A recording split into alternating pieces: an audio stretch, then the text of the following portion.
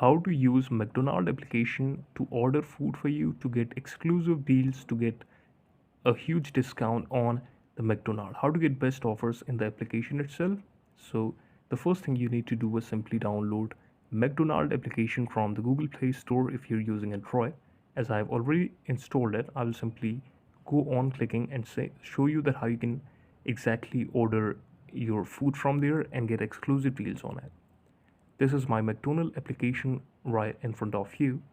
If you have an account, you can simply log in. If you don't have it, you can simply create an account from right here.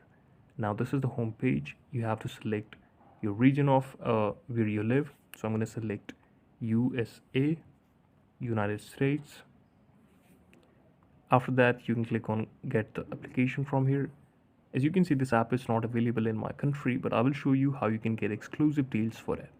Open the Google Chrome on your mobile phone if the app is not available in your country, and search for McDonald's coupon codes. Click on the first website. This is a third-party website where you can get all the active coupons for McDonald's, and you can get it like this option here. This is the code. You can copy it and then you can simply continue to the McDonald's store here. On the website, this is available.